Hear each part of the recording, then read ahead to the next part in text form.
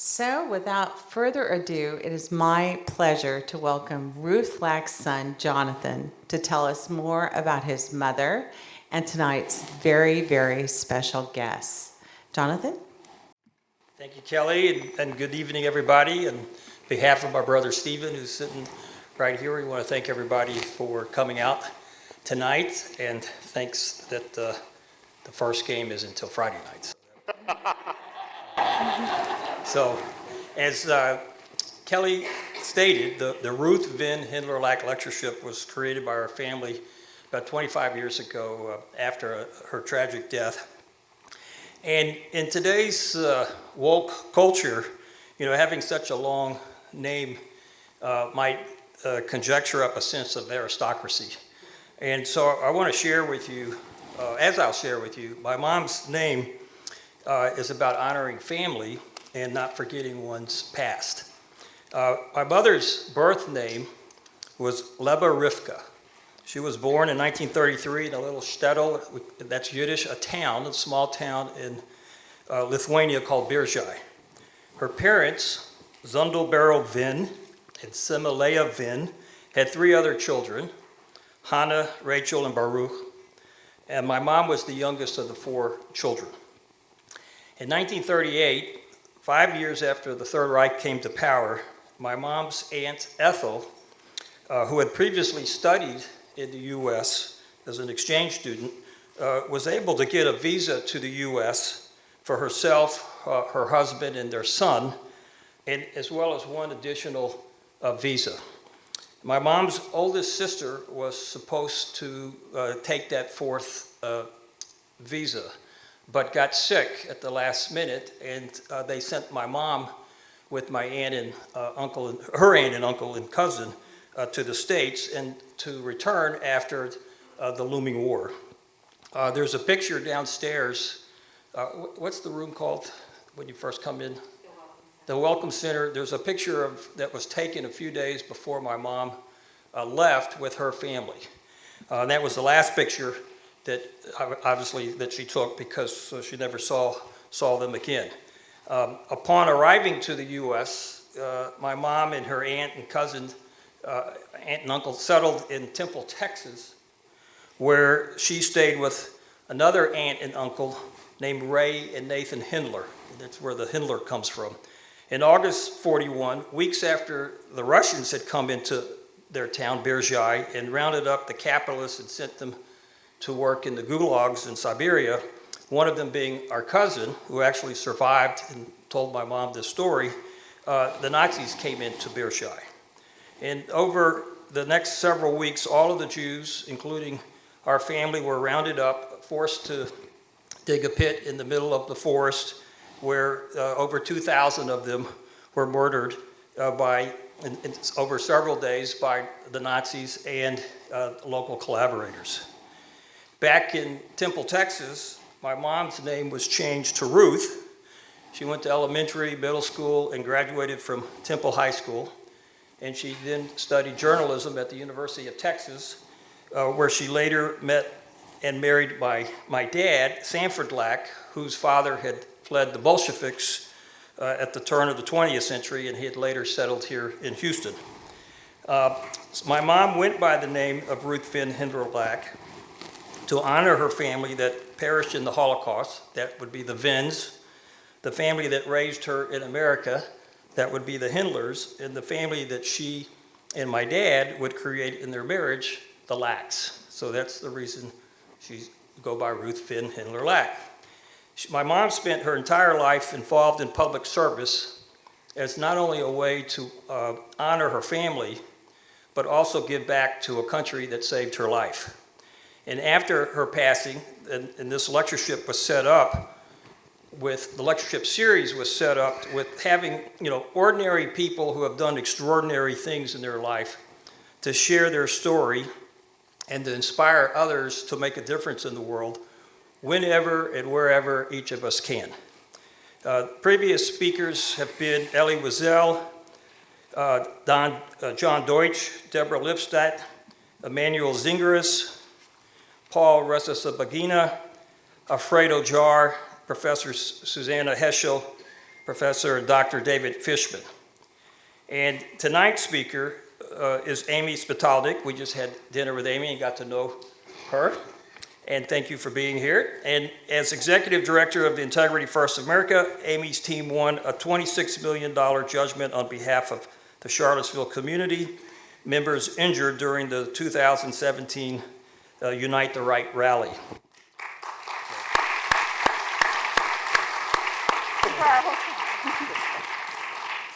Under her leadership, IFA has become a powerful national voice in the fight against white nationalism and extremism, and its Charlottesville case has emerged as a model for accountability. Amy also serves as Senior Advisor on Extremism to Human Rights First. She has extensive experience in government, politics, and advocacy, including as Communications Director and Senior Policy Advisor to the New York Attorney General, and Communication Advisor and Spokesperson for the New York City Mayor. She's also worked for a number of federal, state, and local official campaigns and advocacy organizations. And moderating the conversation with Amy is Ernie Manouse, an 11-time Emmy Award-winning TV anchor, producer, and host, known for the Houston Public Media produced series InnerVIEWS with Ernie Manouse, which ran for 15 seasons on PBS stations around the country. I actually have seen you. I had to look you up. There you go. The arts magazine show Arts Insight and the nationally syndicated, top-rated Downton Abbey-inspired talk show Manor of Speaking. With the relaunch and rebranding of Channel 8 as part of Houston Public Media, Ernie can also be heard and seen on radio, TV, and the internet. And Ernie currently hosts and executive produces Houston Public Media's daily radio program podcast, Town Square with Ernie Manouse. So, ladies and gentlemen, please give a warm welcome to Amy and Ernie.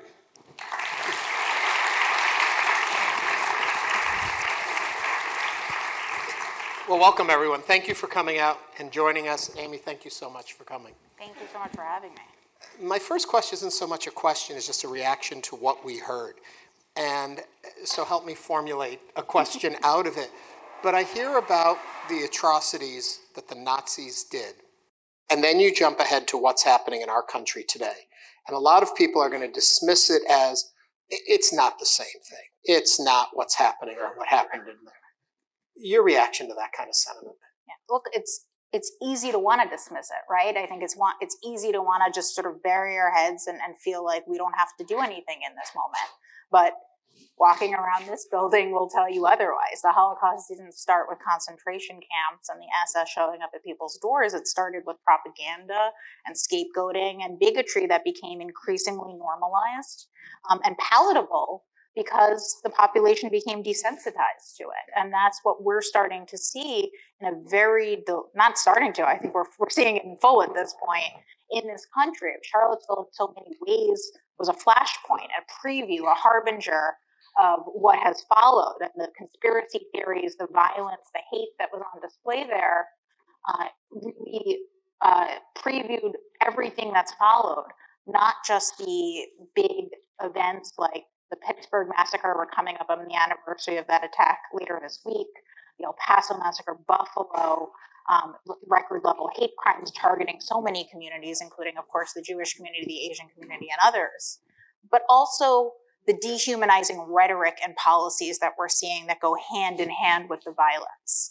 And so understanding how these things are not isolated incidents, but rather are part of a broader dynamic in which extremism, bigotry, authoritarianism, fascism becomes increasingly normalized. And that's what we saw in the 20s and 30s in Germany. And I don't think it's wrong to say we have an opportunity to stop history from repeating itself if we take action, but it requires us to actually take that action. Yeah.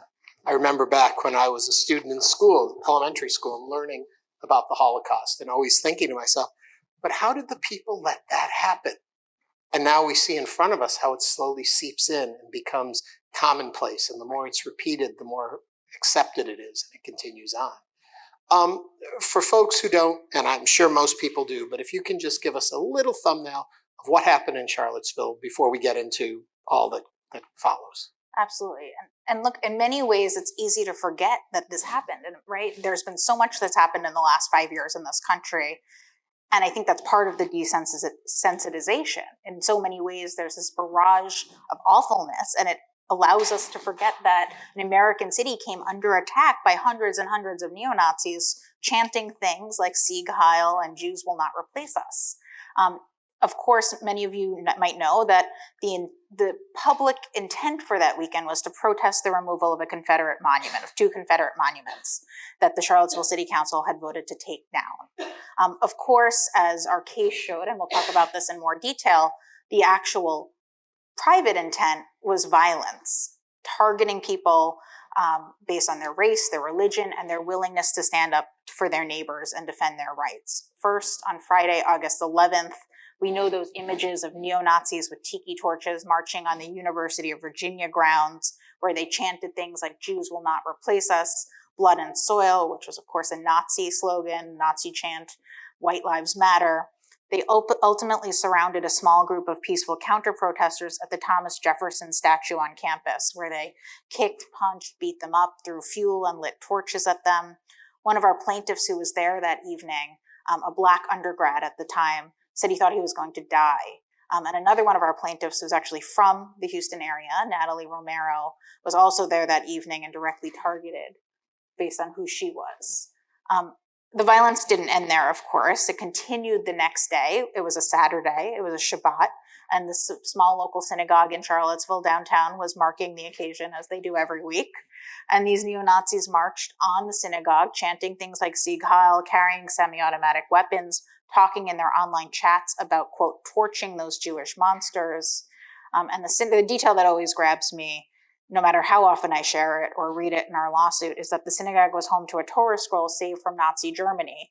And in America in 2017, this Torah was once again under Nazi threat. And that just sort of like catches me in my throat every time I share that story, because it puts such a fine point on what's at stake here.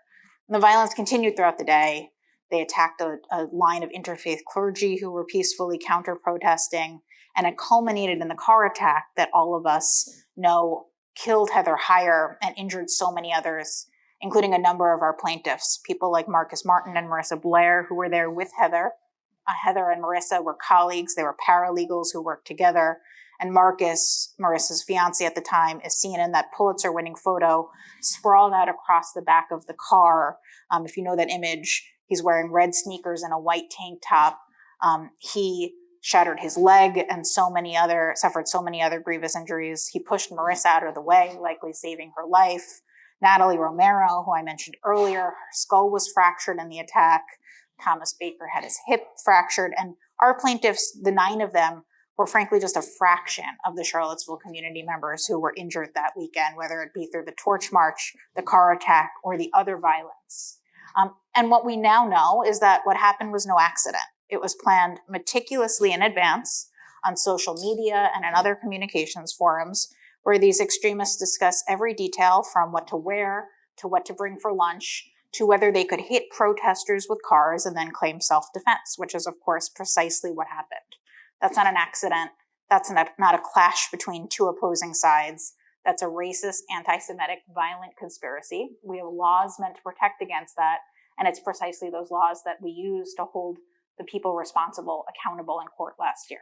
I want to go back a little bit, but before I do, when I hear you talk about this, I can't help but hear the January 6th committee and what they have been saying now, and the parallels between these 2 things. Without getting into, because we'll get into it in a little bit, but your reaction when you heard that, when you hear what they're doing compared to the information you discovered. I remember watching January 6th unfold. And of course, many, including many in the space I work in this anti-extremism space, have been warning about January 6th. It shouldn't have been too much of a surprise. In many ways, it was planned out in the open, whereas Charlottesville was planned on private social media servers. And so understanding that we missed all the very obvious warning signs, perhaps intentionally so, is a whole other conversation to be had. But watching it unfold and watching the evidence that's now come out of the January 6th Commission, of the hundreds of DOJ prosecutions, the ways in which January 6th so closely followed the blueprint for Charlottesville are really stunning. From the online planning, the conspiracy that was behind it, to the use of quote unquote free speech instruments, things like flagpoles to violently attack people, to frankly the conspiracy theories and hate that underpinned it. Charlottesville was a very explicitly racist, anti-Semitic, white supremacist event. But at the end of the day, if you look at what actually happened on January 6th, the Confederate flags, the noose hung outside the Capitol, the Camp Auschwitz shirt that went viral, even this idea of stopping the country from being stolen has direct echoes of that replacement theory, that idea of the country, of our demographics being replaced, that we saw firsthand in Charlottesville and in so many other attacks. And so in the days after January 6th, two of our attorneys and I wrote an op-ed that said January 6th really followed the Charlottesville blueprint to a T, and all of the evidence that's come out of the January 6th Commission affirms that, sadly. And the good news, I will say, I always like to have some hope talking about these topics, is that our case has really now been a blueprint for how you can hold these extremists accountable. And there are at least 4 lawsuits against those responsible for January 6th explicitly modeled on ours. And so that is the good news, that we now have this model for accountability, and we can use it as one of the tools in the toolbox in a moment like this when extremism is increasingly common and normalized. Now we're going to take you back. To create the environment in which Charlottesville could happen, what had to be in place? Look, Charlottesville didn't happen in a silo, right? And it didn't happen simply because Donald Trump was president or because there were Confederate monuments being taken down. It happened because there's been this cauldron bubbling in which disinformation, extremism, anti-democratic extremism in particular, and authoritarianism and fascism are allowed to take hold. Social media, I think, played a particularly important role here. If you think about the Klan, and one of the laws that we used in this case is something called the Ku Klux Klan Act of 1871, passed 151 years ago to deal with Klan violence in the South, targeting recently freed slaves. The fact that such a law was relevant 150 years later to take on neo-Nazis who attacked Charlottesville speaks to both how this is an age-old hatred, right? This is a country where white supremacy has been allowed to fester and grow and run rampant in many ways, but it's particularly emboldened and explicit in this moment. And we're no longer dealing with Klansmen in white hoods in the woods. We're dealing with largely young men who are happy to have their faces and their names, in many cases, out there for the world to know, who march proudly. We all have seen the images of the Nazis with torches in Charlottesville, proudly with their faces out there. Mm-hmm. And instead of being relegated to their specific geographic area like Klansmen were, they're able to connect with extremists across the country via social media. They used a site, for example, called Discord, which I'm sure many of you know. Maybe you use it, your kids or your grandkids use it. It's used by average people to chat while they play video games, for example. This is not a fringe site, but they use Discord to have all these different private forums where they planned all of those details about the violence. And this allowed a level of planning that frankly we'd never seen before when it comes to white supremacist extremism or any form of extremism in America. And so that's one key tool in the toolbox, but it wasn't the only one that they used. And when we talk about the dehumanization of people, of Jews, of people of color, of immigrants, of refugees, of anyone who's willing to stand up and defend those communities, it leads directly to an environment in which the people who were recruited for this through social media and otherwise then felt so emboldened to violently attack people because they felt like it was just the thing that they had to do to fulfill the mission. And they bought into the disinformation, into the conspiracy theories.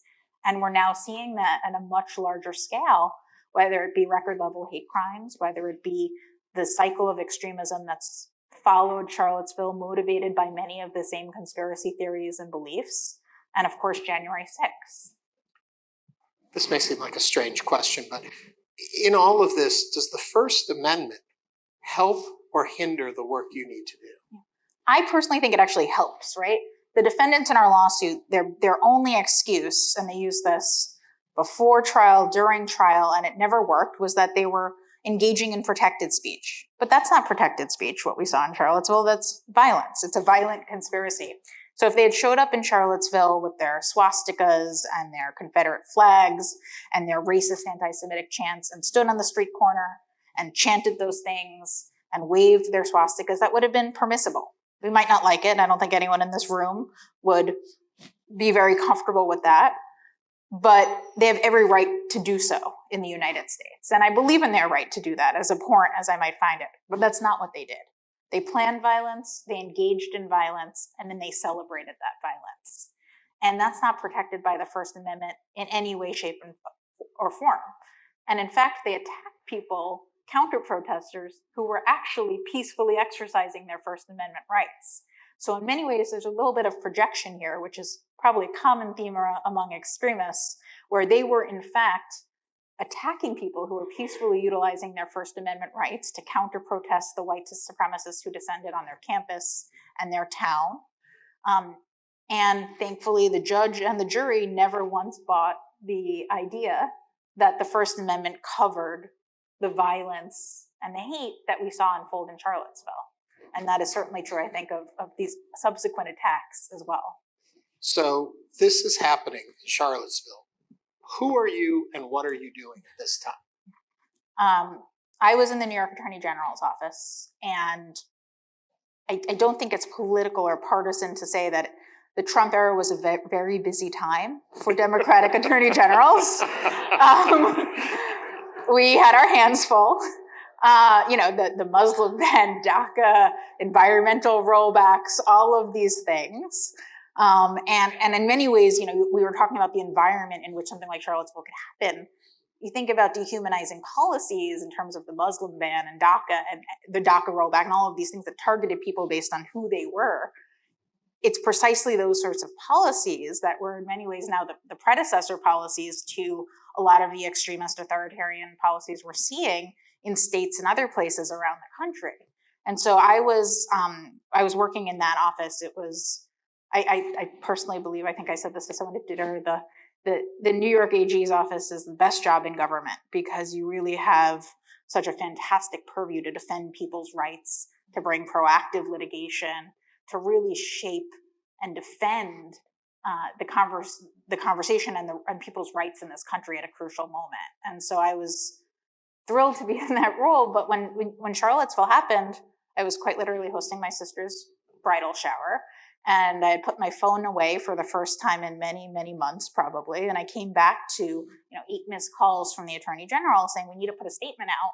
This horrific thing has happened. And we had to put a statement out because people in New York were fearful of copycat attacks. We were seeing record level hate crimes starting in 2016 that we already had been tasked with responding to and giving local governments and local police departments guidance on how to handle these record level hate crimes. And certainly after Charlottesville, it became all the more urgent to do so. And so I was there, and it was sadly a valuable role to play. It was one that I wish local officials didn't have to play. After that, it was very clear that something needed to be done, that the Department of Justice at the time was led by Jeff Sessions, and we had heard the president's comments about fine people on both sides, and it seemed very clear that the federal government was not going to take action against those responsible for Unite the Right in any real way. And so it was going to fall to private plaintiffs to do so. And so our legal team, our plaintiffs, with the help of incredible Charlottesville community members and others who started connecting the dots and bringing people together, were able to get this case together and off the ground within months.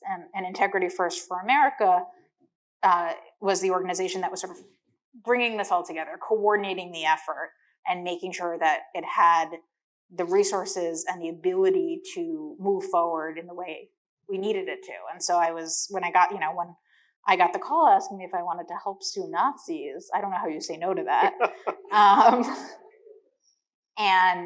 I think it took a little bit longer than anyone would have hoped between defendants and throwing phones in toilets and all sorts of other tricks to avoid accountability. And then, of course, the COVID pandemic, which didn't make a month-long trial easy. But we got there. Finally, we got to exactly a year ago today, trials started in Charlottesville, and just before Thanksgiving of last year, the jury returned the verdict, the $26 million verdict that was mentioned earlier. Yeah. I guess the question then follows when you hear how would you like to sue Nazis? The legal idea behind what you're going to do, the approach you're going to take, where does it come from, and why hasn't it been done more before? Yeah.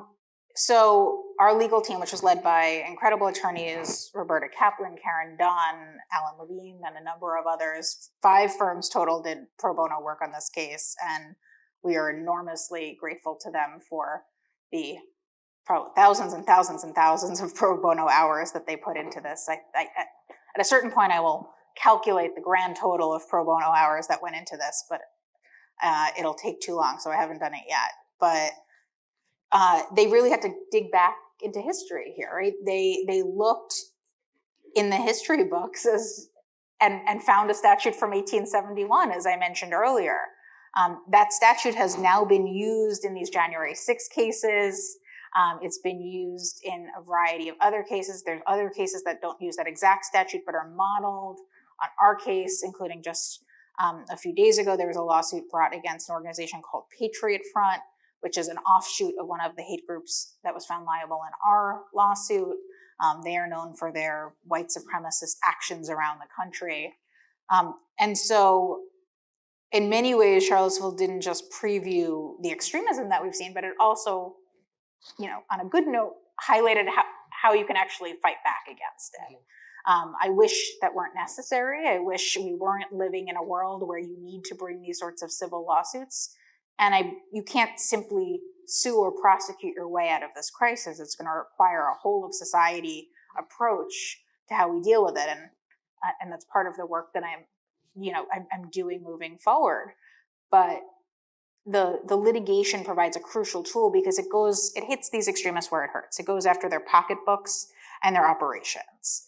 And we've seen in our case, even before trial, even before the multi-million-dollar verdict, how it's effectively bankrupted and dismantled significant white supremacist groups and leaders in this country, marginalized people like Richard Spencer, who was once considered the king of the alt-right and has now been effectively marginalized thanks to our lawsuit, which he called, quote, financially crippling. And so while we all know there's so much work to do on this front, having this sort of model that shows how you can hold people accountable if we use it at scale can be very effective. And so it's heartening to see it now serve as that model and see, people dusting off these 150-year-old statutes because we're dealing with that same sort of hate and extremism. There's nothing new under the sun when it comes to this, and that's true of how extremists operate, even if they have new tools like social media and politicians who embolden them and other newer dynamics. Take me into the financial settlement, how it cripples them, because when I think of it on the surface, my thought is as long as they have access to a way to gather and they believe these ideals, they can continue to regroup. So how does killing them financially stop that, or can't you stop it that way? Well, some of the groups and leaders, even before trial, said that, were effectively dismantled because of the impact of this litigation. In some cases, there were people chatting in their online forums about how they didn't want to be sued, like the organizers of Charlottesville, and the deterrent effect is real.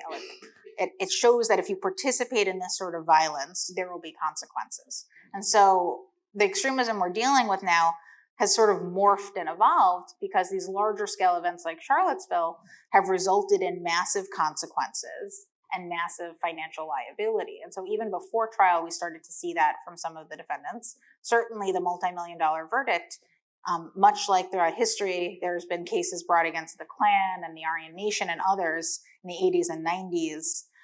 Those cases show how you can really go after the assets of these extremists in a variety of ways. It's not simply, do you have $26 million now? It's, can we put liens on your homes? Can we garnish your wages? Can we seize your assets however possible?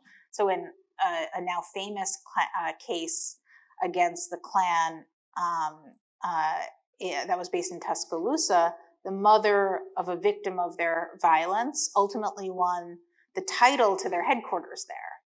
Michael Donald was the young black man who was murdered, and his mother ultimately got the title to this headquarters. And that's, I think, a perfect illustration of how you can go after them in a way that undercuts their assets and their ability to organize. It's not a silver bullet, though, right? We can sue these extremists, we can prosecute these extremists when government is willing to act, but it requires so much more, building resiliency into our society so people are not going down the rabbit hole of extremism in the first place, prevention measures to inoculate people from the online recruitment and extremism. Of course, grappling with the normalization of extremism in our politics, making sure the media is not just educated about it, but doing its job in calling it out and not creating a both sides equivalency when we're dealing with Nazis on one side and not Nazis on the other, right? And so there's so much that we need to do as a society here, but I truly believe that civil litigation and the impact it can have on the finances and the operations is a crucial tool at a crucial moment. The president of NPR was visiting our station, and he made the quote that you don't need the both sides of every issue. If somebody says the sky is red, you can simply say no. You don't have to weigh it out and hear both sides. When something is wrong, it's wrong. Okay, I'm going to curl up in my chair now, because what I want to ask you is, there are fine people on both sides. Take that apart for me. Well, in many ways, I keep using this word harbinger or preview, but I think so much of what we saw in 2017 has really should have been the wake-up call for all of us, because we're now seeing this at scale. We're now seeing politicians who have wholly embraced the conspiracy theories that were baffling to many of us when we saw them being shouted by neo-Nazis with tiki torches 5 years ago, right? So find people on both sides. I mean, we all remember that. It is still very much a part of our discourse, as is stand back and stand by, encouraging the Proud Boys and others to act, as many of them did on January 6th, not long after. And we know firsthand that these sorts of comments have directly emboldening impacts on these extremists. We see it in how they respond to it.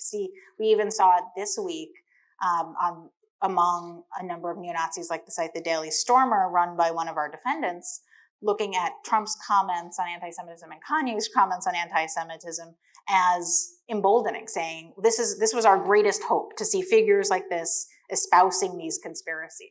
They don't use the word conspiracy, but espousing these beliefs. And in many ways, it's validating and emboldening, and then it directly creates an environment in which the winks and the nods they're getting make violence and extremism feel acceptable. But I think as dangerous as that, as the actual violence that we're seeing, is the more insidious way in which this extremism has worked its way into our politics. And so Jews will not replace us speaks to a very specific conspiracy theory, this great replacement theory, in which extremists believe there is a direct plot to replace the white Christian nation that they believe this country should be.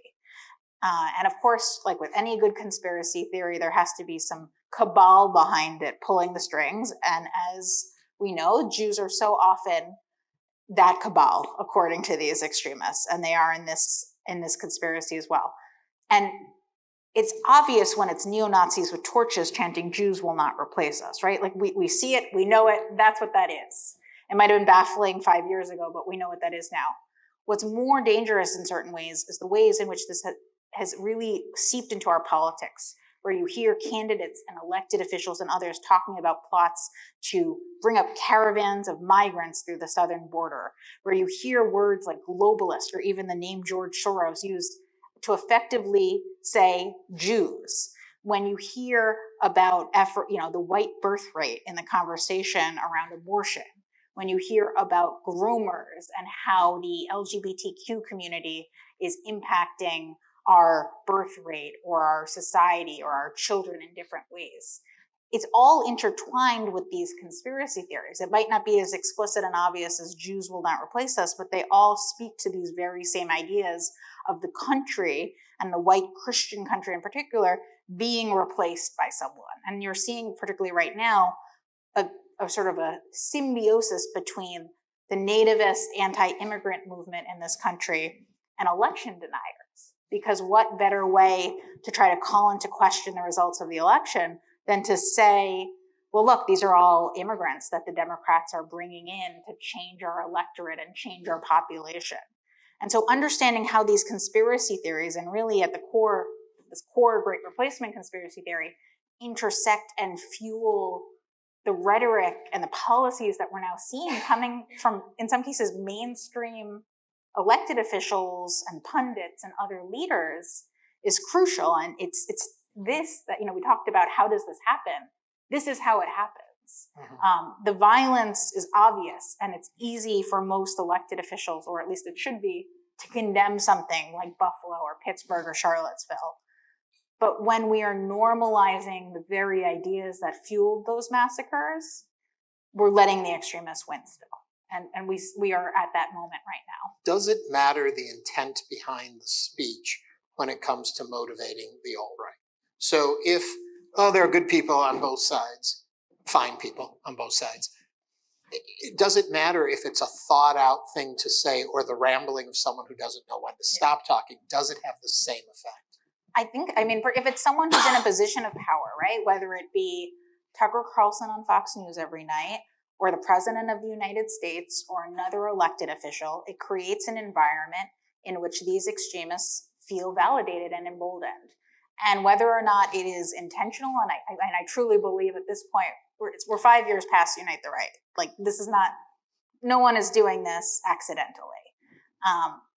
But whether or not it was ever unintentional doesn't change the fact that it has directly emboldened and empowered and normalized the sort of extremism in this country.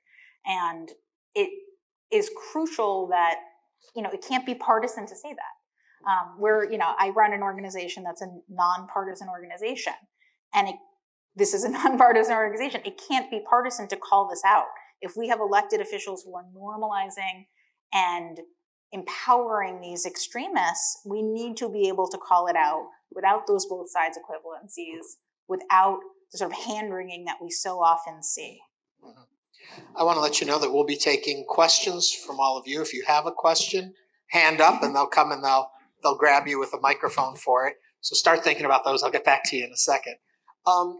I'm curious, during the course of the trial, the things you witnessed, the things you saw, the things you heard, the threats that were out there, your thoughts on human nature, on safety, on our civilization today. Big question. There you go. If we can solve this right now, right? Please. Look, I think... And let me just preface it by saying, you saw a side of humanity focused in a way most people don't. Yeah. Well, and I think it cuts in both directions, right? We saw the defendants live and in person in the courtroom, and they very clearly and intentionally used anti-Semitic slurs in the courtroom, the N-word. They made Holocaust jokes on the stand, and one of the defense attorneys said after the fact that this was a deliberate strategy to desensitize the jury to this sort of hate. He said this on the record to reporters after the trial, which is just extraordinary. The good news, though, is that this jury, which came from the entire Western District of Virginia, so not just from the town of Charlottesville, which is fairly progressive, but from the surrounding area, heard that for 4 weeks, and they didn't buy into it. They were not desensitized. They found every defendant liable for the extremist violence that they orchestrated, and that gives me hope. We need to make sure that the average American is understanding that this is what's happening at a grand scale now. We're seeing efforts to normalize and desensitize us to this sort of extremism. And if you're not a jury focused on this, 8 hours a day for 4 weeks, it's a lot harder to understand how it's happening. But I think the case and the trial in particular really provided a microcosm of that question of human nature, both the evils of it, these defendants who brought that hate into the courtroom, tried to terrorize and scare some of the plaintiffs, including one of the defendants who represented himself directly tried to effectively dox, to share, to get the private information of some of the friends of one of our plaintiffs out there, and raised a lot of questions about how do you deal with a trial like this? There are questions and issues that come up in a trial of extremists that don't typically exist in most civil cases. Security, for example, was our biggest expense. We had tons and tons of pro bono work in this case, but IFA had to raise millions of dollars specifically to cover security because we had direct threats against our plaintiffs, our team, me, and others, including extremists who were trying to organize their followers to show up in Charlottesville during trial. And so all of these speak to sort of the capacity of evil that exists out there, as the actual event in Charlottesville did. But watching the jury hear this and think and deliberate on it and come back and find these defendants all liable gives me hope that when there is accountability, people understand it, and it matters. You don't have to answer this if you don't want to, but I'll ask it. You are recently a mom. When you look at your child now, you look at your baby, and you think about what you have seen, what do you hope for your baby? I'm sure there's other people in the room who have children and grandchildren in the last few years, and it's a tough time to think about bringing a child into this world. And it's a conversation my husband and I have had that, what world are we bringing this child into? My child is partially named for my grandmother who survived the Holocaust. And I'm bringing her into a world where in her first few months of life, we've seen record level anti-Semitism happening in our country and our politics. And that's a lot to grapple with. And I have this conversation with friends and so many others who have recently had children as well. But I also think, having a child, getting married, any of these big life events, right, they're acts of hope. And fascism, authoritarianism, extremism survives and prospers by making us feel hopeless, making us feel like there's no path forward, that all we can do is acquiesce and allow that extremism to grow and to fester. And we fight back against extremism by finding those moments of hope and not letting them win. And so I think in many ways that's been, at least what I tell myself right now, that it is an act of hope, the same way as holding accountable extremists, the same way as showing up to an event like this, believing that there is a better path forward, that there's a better society, a better politics, a better country that we can have, and fighting for it. And so in many ways, it's a challenging moment to be a parent, no matter your child's age, but particularly so to bring a child into this world at this moment is hard, but it's an act of hope, and that's how you fight fascism. You have hope and you push back. Does it fuel your fight a little more? I think so. This is I'm truly a new. I'm 2 months. My child is 2 months old. But yeah, and while I was pregnant, I went on. There was a window of time where I was able to do sort of the speaking circuit, and then sat in the air conditioning for the remainder of the summer. And so, in many ways, particularly again, she's partially named for my grandmother who survived the unthinkable. And while we were talking about how history can repeat itself, we're not there yet. And there's so much that we can do right now to stop history from repeating itself. And certainly, my child and fuels the desire to do that. Yeah. I promised you'd have a chance to ask some questions. If I can see, does anybody have a question, a hand up? And somebody has a microphone. They're going to come to you and grab your question.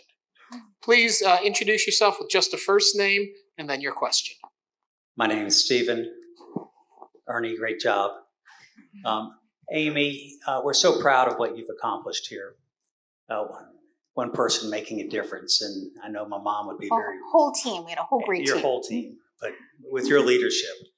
My question is, you talked about how this is affecting politics. I'm curious about the judges on the bench and what you came across in this multi-year fight, and how poisonous did you find the judges that you had to go and fight for this against these defendants? Thank you.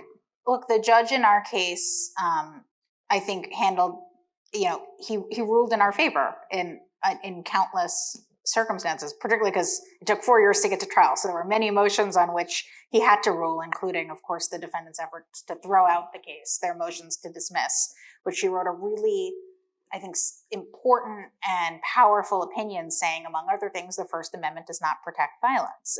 And that decision is on our website along with all the other case documents. And I think it's well worth a read, no matter if someone's an attorney or not. It's written very accessibly, and I think provides a lot of good framework for the broader fight ahead. And so I think where the challenge is, and I've been part of efforts right now among other people working in the space to figure out how we can help judges and help others figure out the unique dynamics in cases like this. There are going to be so many more cases in the coming months and years of extremists going on trial, including the hundreds of January 6th cases.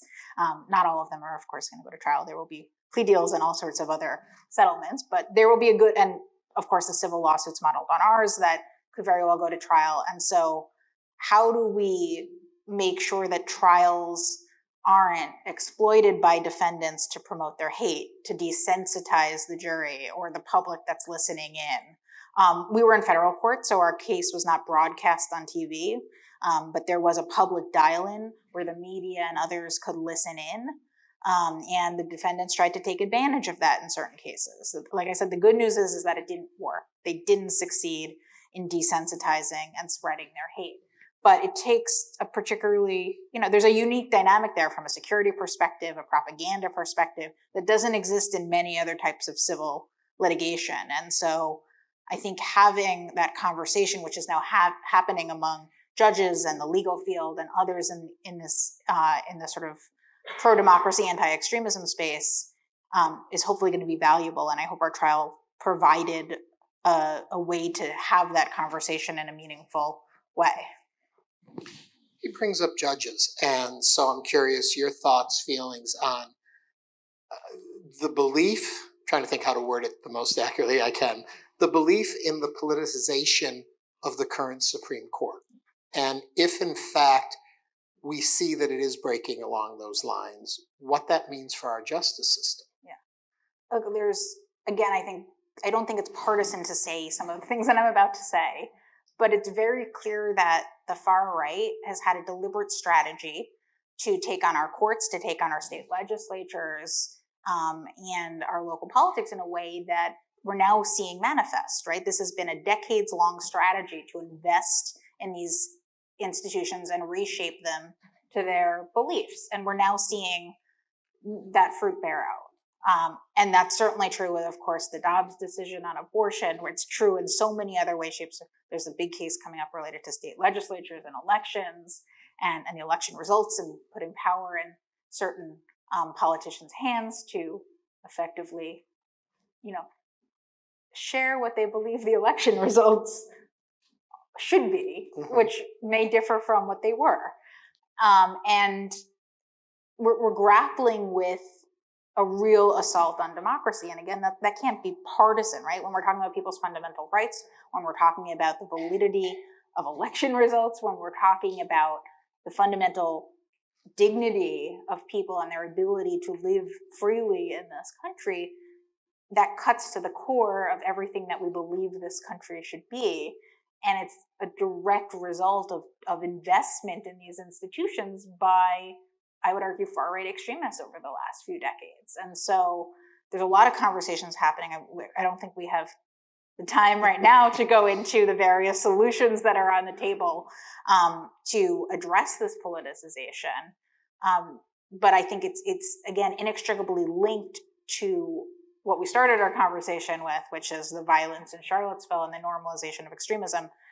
The normalization of extremism, again, isn't simply Nazis with torches marching on a town like Charlottesville. It's policies and decisions and other things that strip away our rights that have been in place for decades, if not centuries. Next question from out here. I'm here. Hi, my name is Iris, and I guess I have two questions that sort of go together with everything that you've said. Where do you see the courts going with any of these cases that deal with January 6th? And what can anyone do proactively? I mean, one of the things you said was we react, and I guess education. I don't know where do you see all of this playing out? Yeah, I'm so glad you asked that, because this is not an entirely hopeless situation. So I think two things. I think both your questions speak to that. First, the courts that have been taking these January 6 cases, particularly, I'm particularly focused on the civil cases that are modeled on ours. The federal judge overseeing a number of those cases has specifically cited our case and allowing them to move forward. Many of those cases against the Proud Boys, the Oath Keepers, Donald Trump, Roger Stone, and others are now moving forward. They're past the motion to dismiss phase. They're actively being litigated. And that is good news, right? Accountability matters. It's not the only tool, as we've known, but it's a key tool. And seeing a judge specifically cite our case has been very heartening. But again, you can't simply sue or prosecute your way out of this crisis. And so what we also need, and there's so much that people in this room can do, is building in that resilience into our society. And that's something that can't happen from the White House or from Congress. It needs to happen from the ground through our institutions, through our education system, our media, and so much more. And so that, for example, parents, caregivers, teachers can play such a crucial role in identifying early signs of extremism. And there's fantastic handbooks that have been published by the SPLC, by the Western State Center, by PERO, which is a center at American University that focuses on interventions into online extremism. There's media and digital literacy. How are we teaching people, not just kids, but all of us, to understand what's real and what's not, and not go down the rabbit hole of extremism in the first place? There's so much that can be done on the ground through the sort of prevention work that needs to go hand in hand with the accountability work, with the broader sort of policies that city, state, and federal governments can enact to counter, or rather to complement, the work that our local institutions can do. And frankly, institutions like this play such a crucial role. I'm sure all of you have seen the horrific statistics about what people know about the Holocaust right now.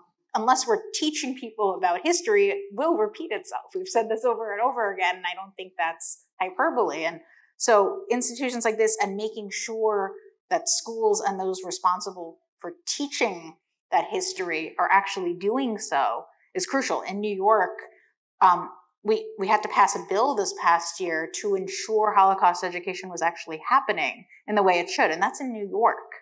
And so making sure that our local institutions are living up to their responsibilities and protecting our democracy through those fundamental preventative steps is something that everyone in this room can do through advocacy, through those resources I mentioned, and through, of course, supporting institutions like this. And voting. And voting, of course. Make sure everyone gets out and votes. Yes, there's so much. I spent a lot of my career in government and politics, and I could talk for hours and hours about everything you can do to advocate to your local and state government officials. And I truly believe that, we focus so much on national politics, and they certainly matter, but local and state government in particular are so crucial in this moment and are on the front lines of the fight for our democracy. And if we're not investing in those efforts to protect our democracy through local races, through state legislatures, and local judges and everything in between, we won't have a democracy to fight for. There's a question back here. Yes, I'm Janice. Thank you. Recent studies indicate that 40% of Americans believe that we are headed to a civil war in the ways that you have described here tonight. I would venture to say that the people in this room are receptive to your message, but of the 40%, how would you get that message to them? Yeah, it's a great question. And I think if I had the whole answer, I don't know. I don't know if I would, I would be a very rich lady or something like that. I don't know. But I think first and foremost, the reason civil war feels inevitable to many people is because of how violence and extremism has been made normalized in this country. And so at the very least, making sure that we are calling out, that whether it be through media, through other tools that we have, that sort of normalization of extremism, that we are holding our local elected officials and others to account when they are espousing those sorts of conspiracy theories that directly fuel and inspire the sort of violence or civil war that some people feel is inevitable. And so I think that cuts in many directions, but involves both the preventative measures that we're talking about, teaching, again, the sort of digital and media literacy, and teaching people how to actually understand what they're consuming, so that the calls for violence online are met with skepticism, as opposed to these people going down the rabbit hole. And it means showing the consequences for engaging in that violence, whether it be through litigation, whether it be through prosecution, whether it be through the very real financial and other consequences. And there are many efforts now to, even if someone is not being prosecuted or sued for participating in violence, they're facing real consequences through losing their job, through being, we talked about Kanye briefly, right? Losing the Adidas sponsorship today, right? That is an illustration of how accountability matters. I think the Kanye debate has really just been a symptom of a much larger disease, and we focus on Kanye at the expense of the many politicians and institutions that have normalized the very same anti-Semitism. We're doing us all a major disservice. But what it does tell us is that when there are consequences for this, it shows the people looking on who believe that that racism, white supremacy, anti-Semitism is palatable, and that violence is a tool that they should use, that they will face the consequences. And that matters. But again, you can't simply traffic in accountability. You need to also be building in that prevention so that the people aren't going down that road to begin with. We have a question over here. Yes. Hi, my name's Mary. I'm from Pittsburgh, and I had the great fortune. I was raised Catholic in the community of Squirrel Hill. I was raised 2 miles from, or half a mile from Tree of Life. So I would encourage you all. Tomorrow, HBO Max is going to feature a documentary that was produced by Michael Keaton and Mark Cuban, and my high school, Taylor Alreday's high school classmate, Billy Porter, who produced it. So my question is, I hope not hypothetical, and I'm sorry I missed your name up there, but it's the same kind of question. This has been very emotional for me. There's a great line from Up in the Air by George Clooney, who says, I like to generalize, it's so much, like my mother, it's so much easier. So I'm generalizing about Christian white men, middle-aged white men. And I was raised Catholic, I'm not Catholic anymore, but a Christian middle-aged white woman. I don't think we have time I'm worried about whether we can make the change in time to save our democracy. I feel like the next generation, I have 3 young white sons who could care less about who you marry, what religion you are. They want healthcare and a good paying job. But we may not have the time to wait for the next generation to set us on a path forward. What do we do? What do we do in the short term? I'm very cynical. I'm generalizing about people that are afraid of women and people of color having more power than they do. What do we do in the short term? And I understand it might be a hypothetical question, but it's emotional for me. No, I think it's emotional for all of us. And I don't think we have a choice but to try, right? I think the alternative is a descent into full-on anti-democratic authoritarianism and fascism in this country. And so we have to use every tool we have, including in 2 weeks. And currently now with early voting, I saw a lot of I voted today stickers while I was wandering around the city earlier, and I'm grateful for that. But like right now, and it's not hyperbole to say democracy is on the ballot this year. You've heard everyone say that, but it is literally true. And in so many ways, because of the ways in which this extremism and fascism has been normalized in our politics. And so we fight like crazy wherever we can, through our politics, through the various measures we've been talking about, through our own communities where we call out this extremism when we see it. These fights are happening not just among members of Congress and national politics or even in state legislatures.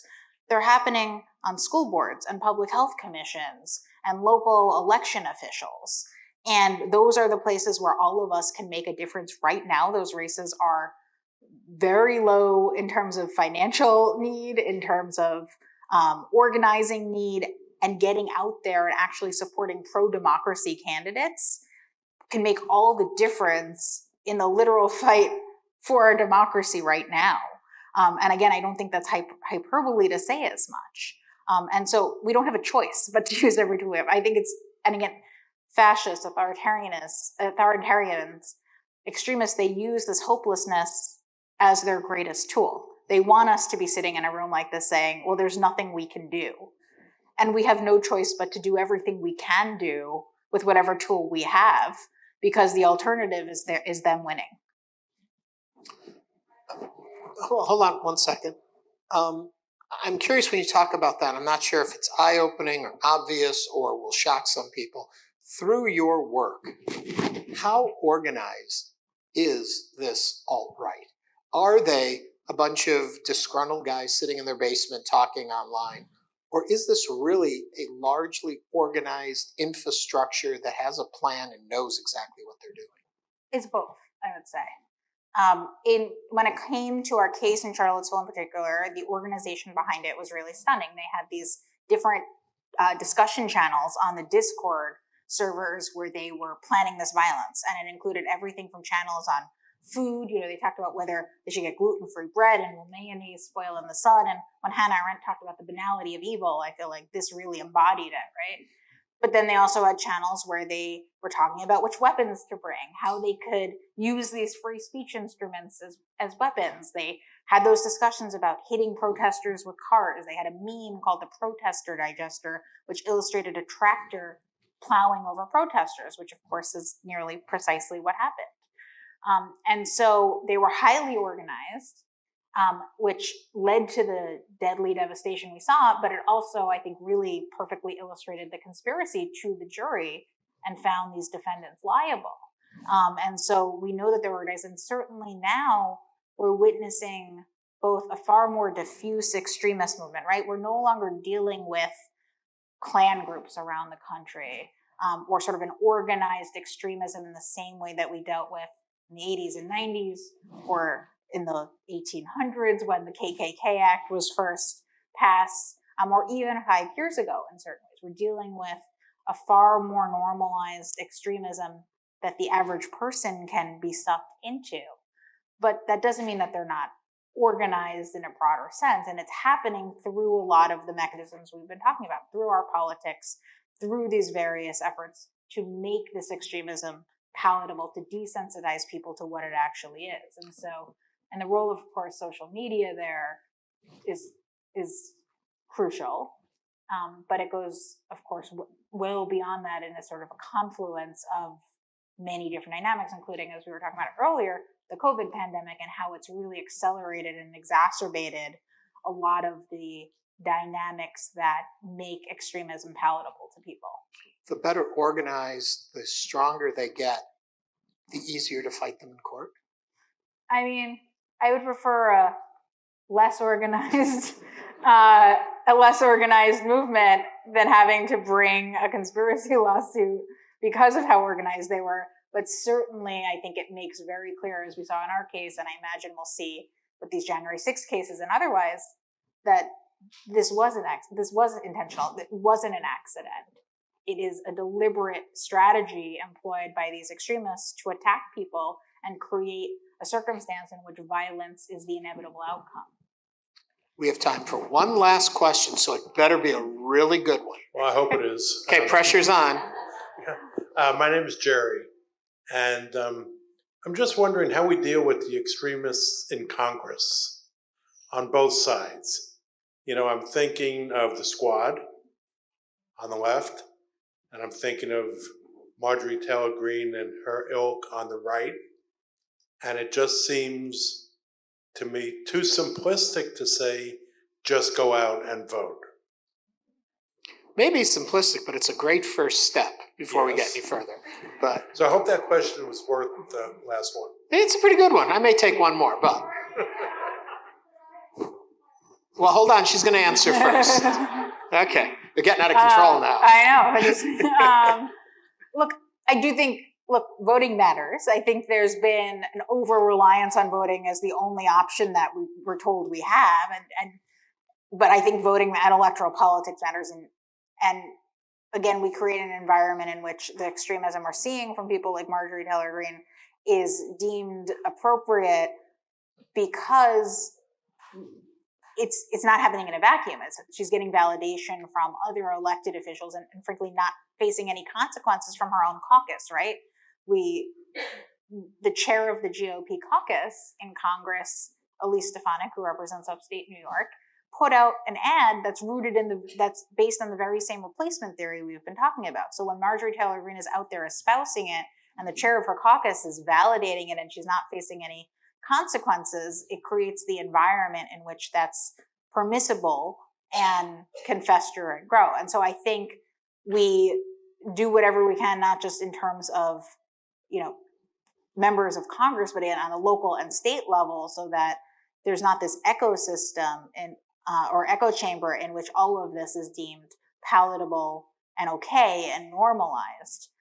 But I also think that we marginalize these people by holding them accountable however we can, by calling it out for what it is, and by supporting the sort of preventative measures in the first place that don't make people receptive to their conspiracy theories and extremism.